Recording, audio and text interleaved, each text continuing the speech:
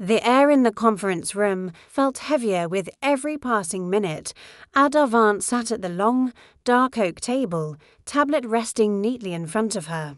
Fingers moving automatically as she captured every word Silas Kincaid spoke. His voice was calm, deliberate, polished to perfection, each sentence delivered, as if he could already see it printed in the meeting minutes. Shipments must be approved by the 15th, he said, scanning the room. No delays. Ada, make that a separate item. She nodded on instinct, but her fingers suddenly felt wrong, heavy, distant. The letters on the screen blurred, drifting apart like ink dropped into water. She blinked, tried to refocus, but the harder she tried, the worse it became. A dull throb bloomed in her temples, then pressure, deep, crushing. As if someone had placed a stone on her chest and was slowly leaning their weight into it. This will pass, she told herself. I just haven't slept enough. The past 2 weeks had been relentless. Quarterly reports, partner negotiations, late-night calls that blurred into early mornings. Ada was used to pressure this job demanded. It being executive assistant to the CEO of a major logistics company meant living 2 steps ahead of everyone else. Silas Kincaid was demanding, yes, but fair. He valued precision, reliability. Ada had built her reputation on exactly that. In 3 years, she'd become indispensable. She knew every process, every client, every unspoken expectation. Departments ran smoother because of her. Crises dissolved under her calm. But today something was off. She looked up at Silas. He was still speaking, gesturing lightly. Iris, involve HR in the expansion. We'll need 2 additional client relations managers international. Experience preferred. Iris Kincaid, HR director and Silas's sister, made a note without looking up. Composed, immaculate, 50 years old and unshakable. Ada had always admired her discipline in human form. Then the room tilted. Ada pressed back into her chair, gripping the edge of the table. Her heart suddenly raced, frantic and uneven. Her breathing shortened, shallow gasps scraping her lungs. Like there wasn't enough air in the world. Cold sweat broke across her skin. Dark spots swam in her vision. Ada, can you hear me? Silas's voice sounded far away, echoing. She forced her head up. Forced a smile. Yes, sorry. It's just a little warm. Someone suggested opening a window. No, Ada said quickly. I'll just step out for a moment. Fresh air. I'll be right back. She stood. Her legs betrayed her instantly. She steadied herself. Painfully aware of the eyes on her, concerned, curious, polite, she walked out of the room on pure will, closed the door, and leaned against the cool corridor wall. For a second, relief. Then darkness crept back in. I need to go outside. She passed her desk perfectly arranged, to monitors aligned, folders stacked with military precision. The violet sat blooming, watered exactly on schedule. She grabbed her purse and phone, slipped on a cardigan and headed for the elevator. Miss Vance, are you okay? The receptionist called. Should I get you water? Thank you, Sierra. I'm fine, just 5 minutes. The elevator door slid shut, mirroring her reflection back at her. Pale, sweating, unrecognizable. She didn't look like herself. Outside, April air brushed her face, scented with new leaves and budding flowers. It should have helped. It didn't. Her knees weakened, the world blurred. She barely made it to a bench near the plaza before collapsing onto it, eyes squeezed shut. Her heart hammered violently. Breathing felt like dragging air through cotton. The sounds of the city cars, voices, laughter faded into something distant, unreal. What is happening to me? A shadow fell over her. She opened her eyes to see an elderly man leaning toward her. 70, maybe more. Grey jacket, knit cap, concern etched deep into his face. His hand reached for her wrist. What are you doing? Ada snapped, pulling away. That's a gift. From my husband. The man didn't retreat. He studied her carefully. Are you feeling sick because of this bracelet? He asked softly. Look, she glanced down. The bracelet gleamed on her wrist-thin metal, elegant, with tiny magnetic inserts. Victor had given it to her 3 months ago, said it improved circulation, supported the heart. Not jewelry, he'd insisted. A medical device. You wear it all the time. The man said, do you ever take it off? How would you know? Her voice shook. Who are you? He reached into his pocket and produced an old identification card. Arthur P. Vaughan, cardiologist, 40 years at Mercy General, retired. The ID was real, worn, yellowed with age. These things, he said gently, cause more problems than people realize. But my husband said, Ada protested weakly. Arthur sat beside her. I see your condition, he said. This isn't just exhaustion. Take it off. 1 hour, see what happens. Ada hesitated. Victor never let her remove it, ever. He checked every morning. Once, she forgot after a shower. He noticed immediately, spent an hour explaining how vital it was.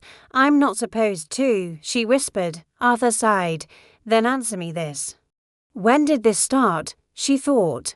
Back 2 weeks after the bracelet, the first episode, then more, weekly, daily, pills masking headaches, ignoring signs.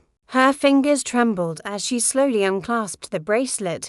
The moment it left her skin, something shifted, subtle, immediate. Her breathing deepened, the pressure loosened. Ada stared at the metal lying in her palm, realization creeping in slow. Terrifying, undeniable, and for the first time, a single thought cut through the fog. What else has he been lying about? She went quiet, then spoke again, barely above a whisper. About 2 weeks later, Arthur nodded slowly, as if a final piece had clicked into place.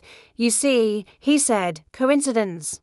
I don't believe in those magnetic bracelets are a grey zone for some people. They do nothing.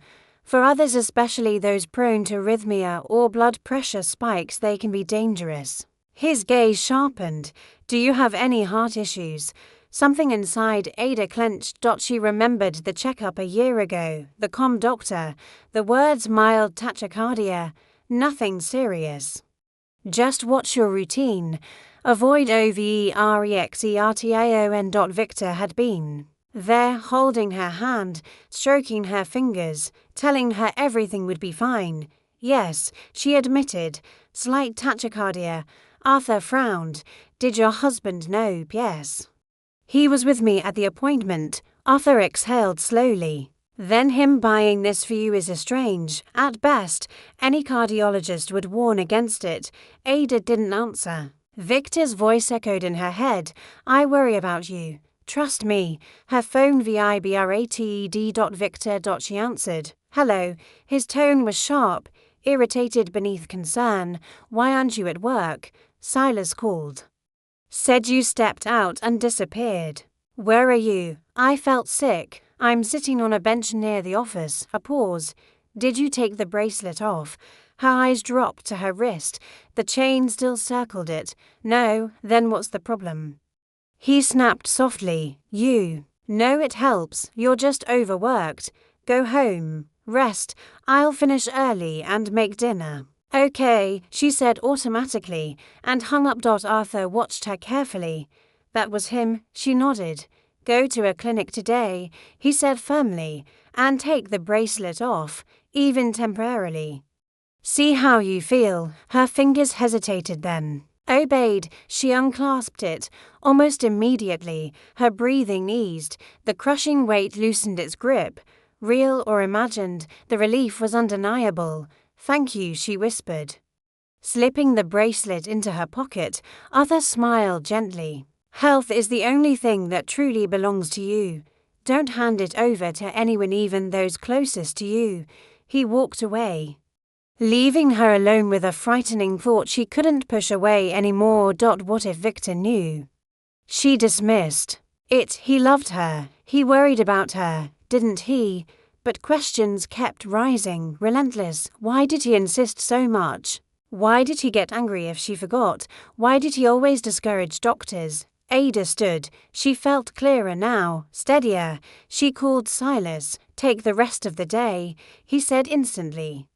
Your health comes first. In her car, silence wrapped around her. The bracelet rested in her pocket. She kept reaching for her wrist out of habit. January came back to her. The apple pie smell, Victor's smile, the velvet box.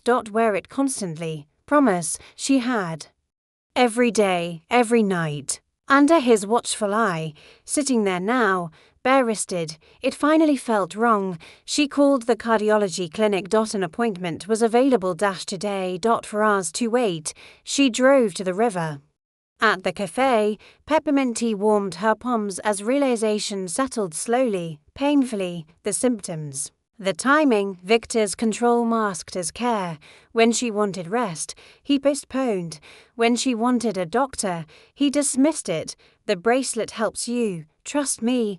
Ada stared out at the water. Heart beating steady now, and for the first time allowed herself to ask the question she'd been avoiding. What if this was never about helping at all? About 2 weeks after that, something shifted. At first, it was barely noticeable. Ada answered quietly, hesitating, as if her voice itself needed permission to exist. Then, little by little, she spoke more often. Arthur noticed. He always did. Coincidence? He said softly, almost to himself, I don't think so. Magnetic bracelets were controversial. For some people, harmless. For others, dangerous. Especially for those with heart rhythm issues or sudden spikes in blood pressure. Do you have any heart problems? He asked. The question hit Ada like a tightening knot inside her chest. A year ago, during a routine checkup, the doctor had mentioned mild tachycardia. Nothing serious, they'd said. Just be careful. Watch your routine. Avoid overexertion. Victor had been there, sitting beside her, holding her hand, telling her everything was fine. Yes. She admitted now, I have mild tachycardia. Arthur frowned. Did you tell your husband about this? Of course, Ada said. He was with me at the appointment. Arthur's disbelief was unmistakable, and he still bought you a magnetic bracelet. He shook his head slowly. That's strange. Any doctor will tell you devices like this should be used with extreme caution, or not at all. Ada didn't answer. Her thoughts tangled into a single, echoing voice in her head. I worry about you. This bracelet will help. Trust me. Her phone vibrated. Victor. Double quotes. Hello, she said, her voice unsteady. Why aren't you at work? His irritation slipped through the phone. Silas said you stepped out and didn't come back. Where are you? I felt sick, she said. I'm sitting on a bench near the office. A sigh, sharp. Dissatisfied. Did you take the bracelet off? She looked at her wrist. The thin chain still gleamed against her skin. No, then what's the problem? Victor said. You know it helps you. You're just overworked. Go home, rest. I'll finish early, buy groceries, make dinner, okay, she whispered, and hung up. Arthur looked at her with quiet concern. Please, he said gently, go to a clinic today. Take the bracelet off, at least for now. See how you feel without it. Slowly, almost fearfully, Ada undid the clasp. The metal was warm, heavy. And then something changed within a minute. Her breathing eased. The pressure in her chest softened, like a hand finally letting go. Placebo or not, the relief was real. Thank you, she whispered, slipping the bracelet into her blazer pocket. Arthur smiled, kind and paternal. Health is the only thing that truly belongs to you. Don't let anyone manage it for you, not even those closest to you. Then he stood up and walked away, leaving her alone with a truth that refused to stay quiet. What if Victor actually knew? No, that was absurd. He loved her, didn't he? Then why did he insist on the bracelet? Why did he get angry when she forgot it? Why did he never agree to another doctor's visit? Ada stood up. Her head was clear. Her heart steady. She called Silas Kincaid. I need to see a doctor, she said. Of course, he replied without hesitation. Take the day, for hours until the appointment. She didn't go home. Instead. She drove to the river. The cafe was quiet. The tea was warm. The sky hung low and grey. Ada cupped the mug in her hands and let her thoughts drift backward. Everything began 2 weeks after the bracelet. Weakness, dizziness, racing heart. Victor had explained it all away. Work stress. Lack of rest, but every time she suggested a vacation, he postponed it. Every time she suggested a doctor, he dismissed it, and the one time she took the bracelet off he'd exploded. This is a medical device, he'd shouted. You must wear it constantly. At the time, she apologized. Now, her phone buzzed again. Victor, I'm home. Where are you? Love you. She stared at the screen. He had always been perfect, attentive, responsible, protective. To protective, she remembered. How they met, the charm, the confidence, the speed at which everything moved. How safe she had felt when he took control of her life, finances, plans, decisions. And how slowly that care had turned into surveillance. The bracelet wasn't about health. It was about control. When Victor called again, she answered. Is the bracelet on? He asked immediately. No, his voice sharpened. You're risking your health. I have an appointment at 4:30. Silence. Then softness, sweetness, manipulation wrapped in concern. Doctors only waste money, he said. Put it back. On for me. No, Ada said. I want the truth. You aren't listening, he warned. This will end badly. For who? She asked. She hung up. And for the first time, she muted him. At the clinic, the truth arrived quietly. The doctor turned the bracelet in her hands. Studying it, with tachycardia, she said, This is strictly contraindicated. It can disrupt your heart rhythm. The EKG confirmed it. Victor knew. He had known all along. Ada walked out of the medical center lighter than she had felt in months. The bracelet stayed in her pocket. Her wrist was bare. And for the first time in a long time she was breathing freely.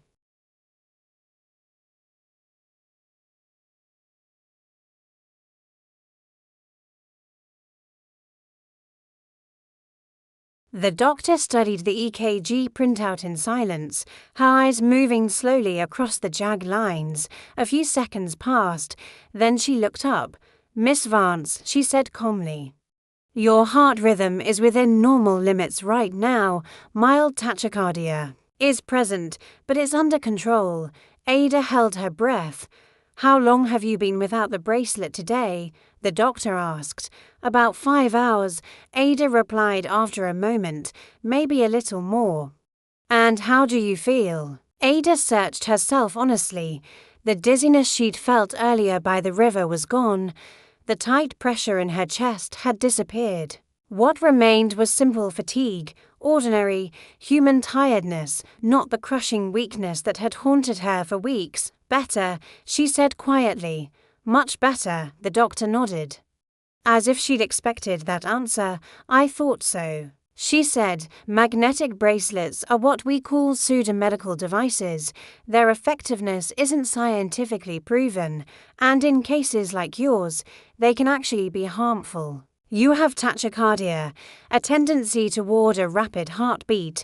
Magnetic fields can provoke rhythm disturbances, dizziness, weakness, shortness of breath, exactly what you've been experiencing. So Ada swallowed. It's contraindicated. For me, absolutely, the doctor replied without hesitation, and I strongly recommend you never wear such items again.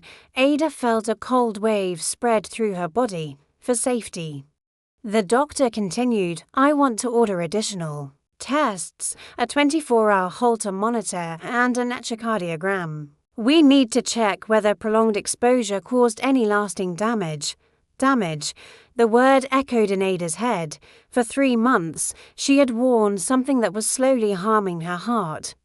And Victor knew. He couldn't not have known. Doctor, Ada asked carefully, who would normally recommend something like this. My husband said he bought it from a specialist. The doctor paused, then gave a faint, knowing smile. A specialist, she said, gently emphasizing the word.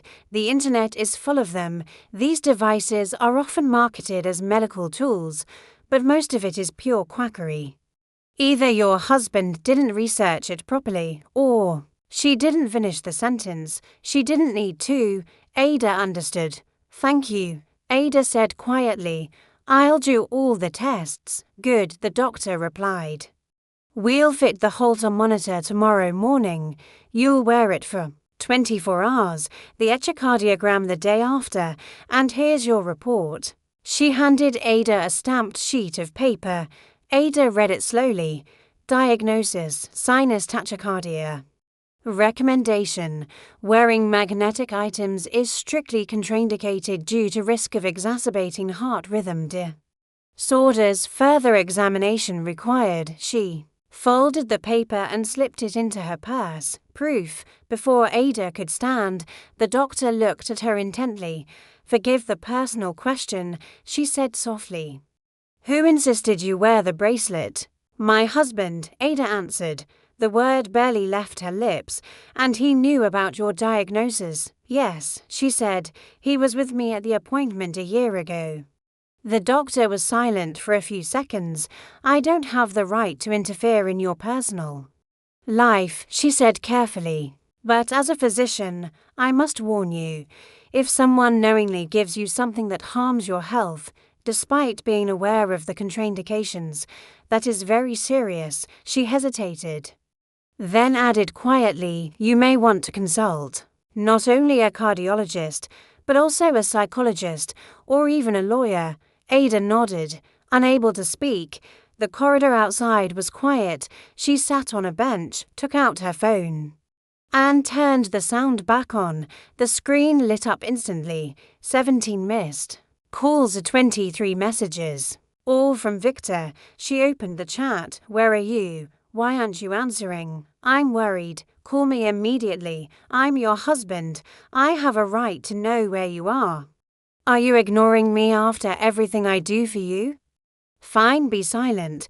I'll remember this. The last message was 10 minutes old. Ada exhaled and typed a single sentence. Was at the cardiologist. Driving home. We need to talk. The reply came instantly. Finally, I'm waiting. She put the phone away and walked out of the clinic. She knew the conversation she'd been avoiding could no longer be delayed. At home, the apartment smelled of fried onions and garlic. Victor was cooking. Just as he'd promised, he turned when he heard her footsteps and forced a smile. I thought you weren't coming back, he said. Why wouldn't I? Ada asked, standing in the doorway. You've been acting strange all day, he replied, ignoring calls, messages like I'm nobody to you. Victor, she said evenly, we need a serious conversation. He turned off the stove. I'm listening. Ada took the medical report from her purse and handed it to him. Read. Victor scanned the page. His expression shifted. Surprise, irritation, then anger. What is this nonsense? He snapped, tossing the paper onto the table. Some doctor decided the bracelet is harmful. I have tachycardia. Ada said, magnetic items are contraindicated. You knew that. I didn't know anything. He shouted, I bought you an expensive gift to help you, and now you're accusing me. You were at the cardiologist with me, she said. You heard the diagnosis. Victor slammed his fist on the table. So now I'm trying to hurt you, he yelled. I take care of you. Care doesn't mean forcing me to wear something that damages my health. Doctors don't understand, he snapped. I read research. Magnet therapy helps. It's contraindicated, Ada said sharply. And you know it. Why did you insist? She continued. Why did you get angry when I took it? Off, why did you stop me from seeing doctors? Victor stepped toward her, his face twisted. Because you can't take care of yourself, he shouted. Without me, you fall apart. I control things because you're incapable. Control. The word stung. You want to control me. Yes, he yelled. And there's nothing wrong with that. I know better than you. You're not a doctor, Ada said. You just want me weak, dependent. Silence. Then Victor softened his voice, suddenly gentle. Ada, you're tired. Let's eat. Rest. Everything will be fine. No, she said, shaking her head. I finally understand. You don't care about me. You control me. The bracelet was just a tool. That's nonsense, he muttered. Ada took the bracelet from her pocket and placed it on the table. I will never wear this again. Victor grabbed it, crushing it in his fist. You'll regret this, he said. Without me, you're lost. I'll take care of myself, Ada replied, her voice trembling but steady. And if I need help, I'll go to real doctors. You're ungrateful, he snapped. I gave you everything. Care isn't control. She said quietly. Love isn't manipulation. I have the right, he barked. For now, Ada replied softly, I'm still your wife. The silence that followed was heavy, and for the first time. Victor didn't look like a protector. He looked exposed.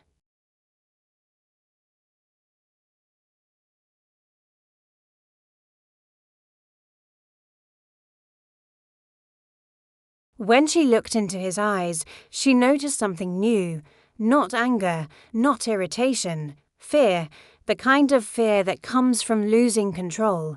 What are you trying to say? Victor asked slowly.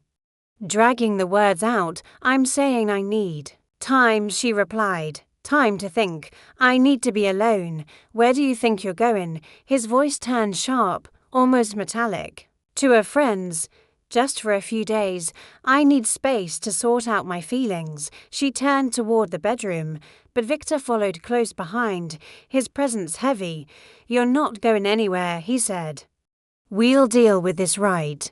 Now Ada opened the closet and pulled out a gym bag, underwear, jeans, a sweater, toiletries, ordinary things, packed in extraordinary fear. Her hands trembled, but she kept moving.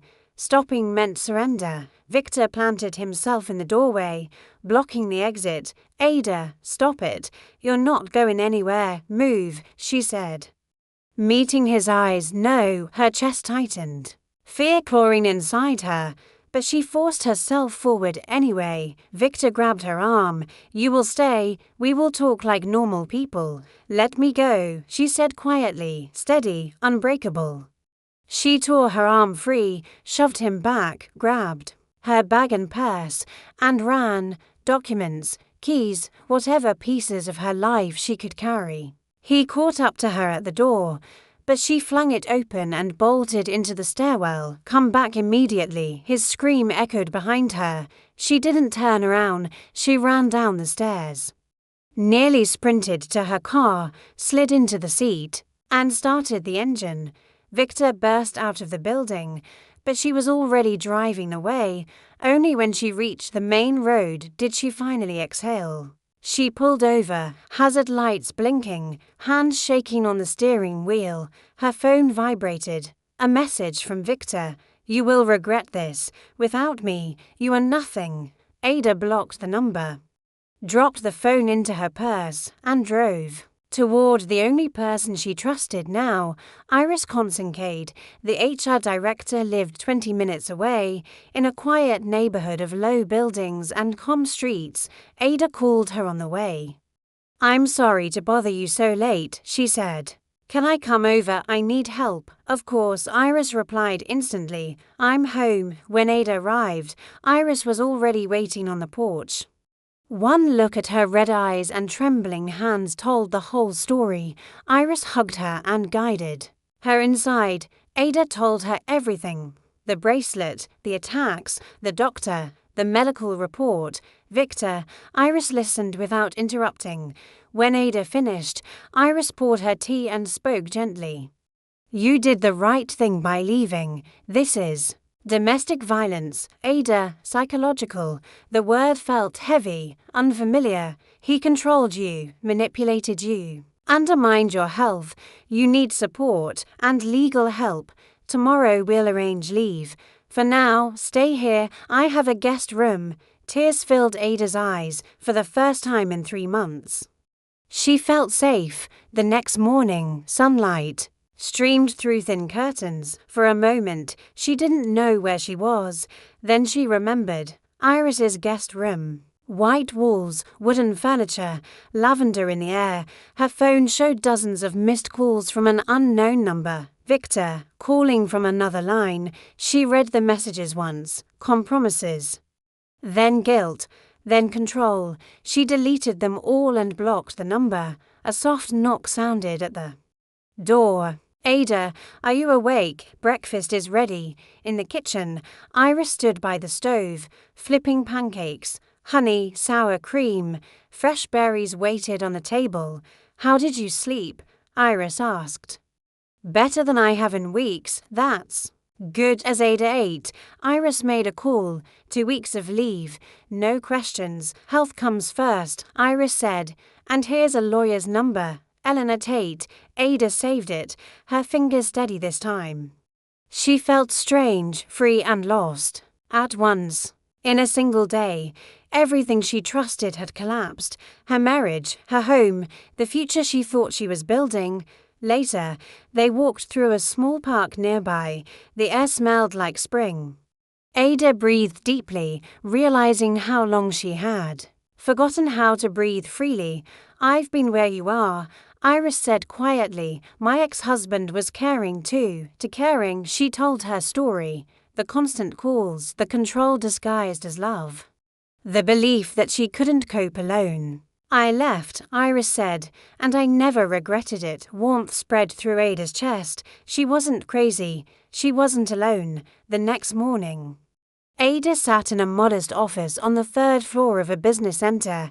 Eleanor Tate listened. Carefully, calm and focused. When Ada finished, the lawyer looked her straight in the eyes. What you've described is classic psychological domestic abuse, she said. Control, manipulation, harm to your health. You did the right thing. What do I do now? Ada asked, her voice trembling.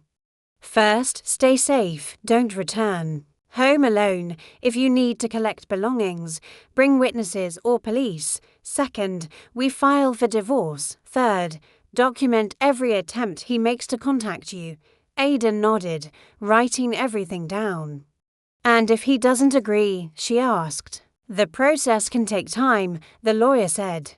But given the circumstances, we can move faster. The key thing is your resolve. Ada straightened her shoulders. I'm not going back. Eleanor smiled. Good, then we begin. As Ada signed the first document, she felt it, quiet, undeniable clarity. This wasn't the end of her life. It was the moment it finally became her own.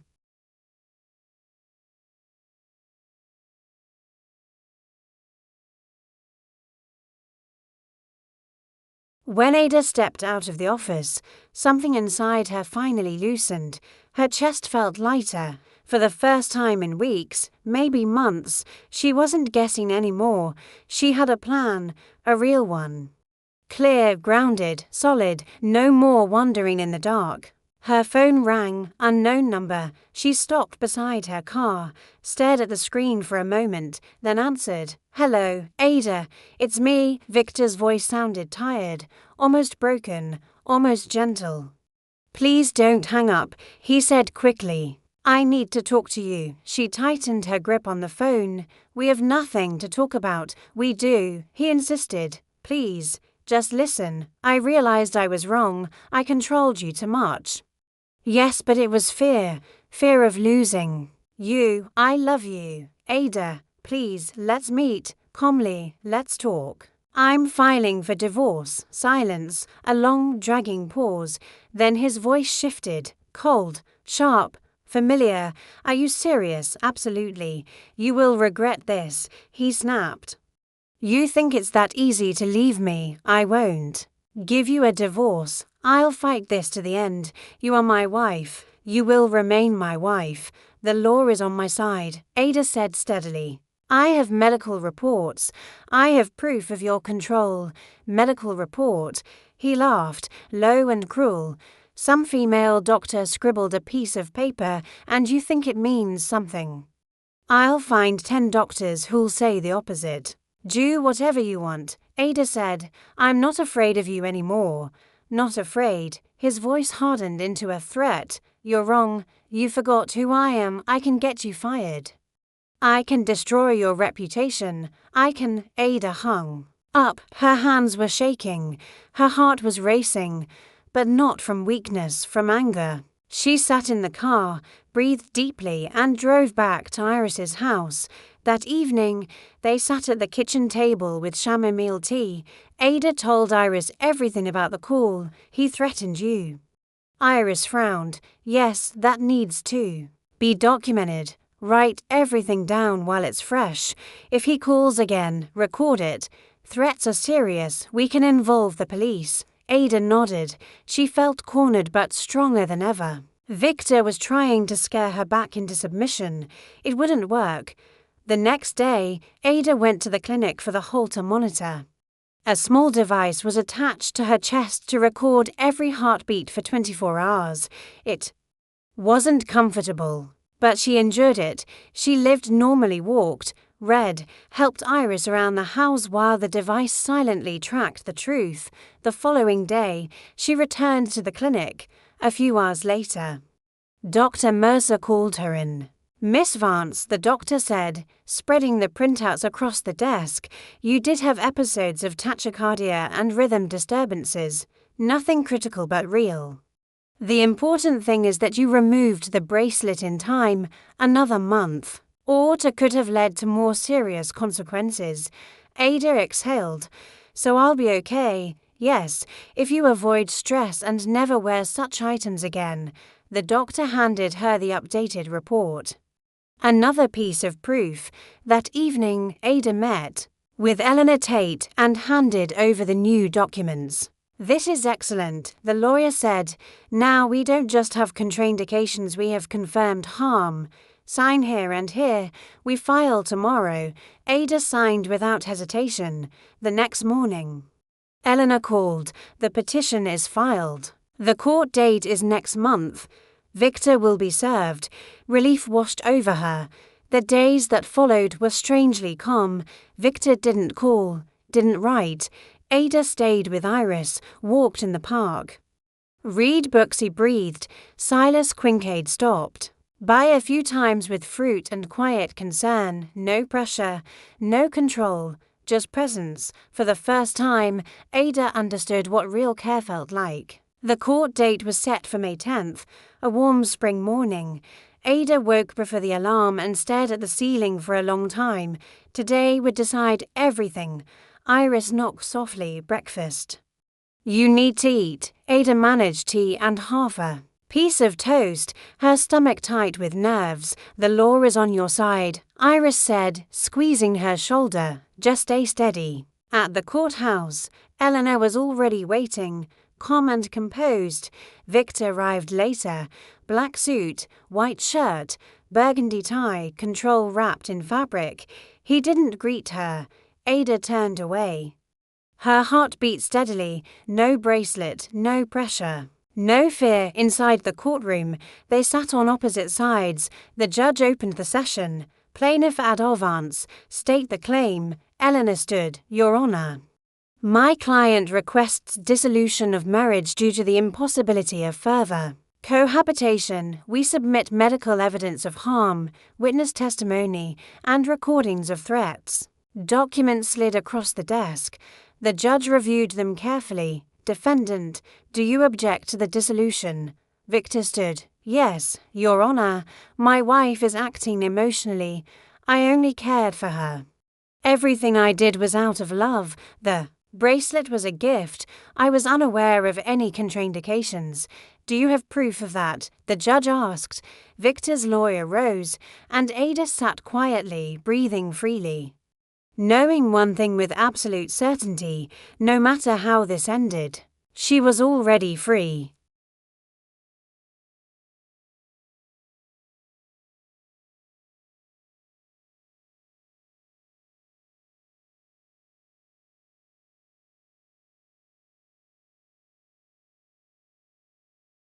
Your Honor, Victor's lawyer began smoothly. My client is not a medical professional. He could not have known the nuances of how magnetic items interact with heart conditions. He relied on the seller's assurances that the bracelet was safe. His actions were guided by good intentions, a husband trying to help his wife. Eleanor didn't hesitate. Your Honor, she said firmly. The case materials include an extract from the plaintiff's medical record confirming a diagnosis of sinus tachycardia made last April. The defendant was present at that cardiology appointment. This is confirmed by the reception log of the Heartland Cardiology Center. He knew about the diagnosis. She paused, letting that sink in, after the plaintiff's health began to worsen. The defendant actively prevented her from seeking medical help. He insisted she wear the bracelet constantly and applied psychological pressure. And after she left the home, he threatened her by phone. Those threats are recorded. The judge slowly turned the pages, studying the documents with care. Indeed, she said at last, "There is a cardiologist's conclusion stating magnetic items are strictly contraindicated for the plaintiff. Holter monitoring confirms heart rhythm disturbances during the period the bracelet was worn." She looked up. "Mr. Vance, how do you explain this?" Victor stood, shoulders stiff. "I'm not a doctor, Your Honor. I just wanted to help my wife. If the bracelet caused harm, it was a mistake, not an intention. And the threats?" The judge asked sharply. "How do you explain those?" Victor swallowed. "I was emotional. I didn't want to lose my family. I may have spoken harshly, but I never intended real harm. Those were just words, without another word." The judge turned on the recording. Victor's voice filled the courtroom. "You will regret this. You think it's so easy to leave me. I won't give you a divorce. I will fight to the end. You are my wife and you will remain so. I can get you fired. I can ruin your reputation." The recording cut off. Silence fell like a weight. "Is that your voice, Mr. Vance?" the judge asked. Victor's face drained of color. Sweat beaded at his temples. "Yes, Your Honor. But I didn't mean it. That's enough," the judge said coldly. She straightened. "I find sufficient grounds for dissolving this marriage. The evidence shows systematic psychological pressure, harm to the plaintiff's health caused by insistence on wearing a contraindicated item, and direct threats." She paused, decisive. "I see no possibility of reconciliation. The marriage between Victor Vance and Ada Vance is hereby dissolved. The decision will take effect in 1 month."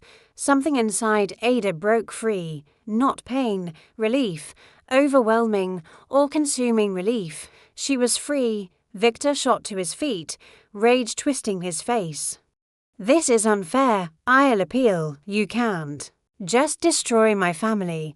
"You may appeal according to the law," the judge replied calmly. "This hearing is adjourned." The gavel struck. Final, absolute. Outside, the sun was blindingly bright. The air smelled of lilac and fresh leaves. Ada felt as if her body was moving on its own. Eleanor walked beside her, smiling. "Congratulations, Ada, you're free." Ada hugged her, tears finally spilling. "Thank you. I couldn't have done this without you." "You could have," Eleanor said gently. "You're stronger than you think." A month later, Ada stood by the window of her new apartment, holding the divorce certificate in her hands. A small studio, quiet, modest, hers. No one monitored her steps. No one controlled her body. No one decided what she wore, where she went, or how she lived. She smiled. Life was beginning again. By mid-June, she returned to work. Silas greeted her warmly. Iris hugged her like family. No one pressed for details. They respected her silence. Work no longer felt like escape. It felt like home. Then, at the end of June, Silas offered her a promotion, Vice President of Administration. Ada took 2 days to think and said yes. In early July, during lunch break, she sat on a familiar bench near the business center, coffee in hand, book open, and then she saw him, Arthur, walking slowly with a cane. "Arthur," she called. He turned and smiled. "Ah, the girl with the bracelet. I wanted to thank you." Ada said, "You saved my life." He chuckled softly. "You saved yourself." "I'm divorced," she said. "I'm free. I was promoted. I'm happy." Arthur studied her face. "You breathe differently now," he said quietly. "When we first met, you could barely breathe at all." Ada smiled. She really did breathe differently now, freely, deeply, without fear. Arthur stood, leaning on his cane. "Remember this," he said, "your life, your health, your choice. No one has the right to take that away." He walked off down the path. Ada watched him go, warmth spreading through her chest.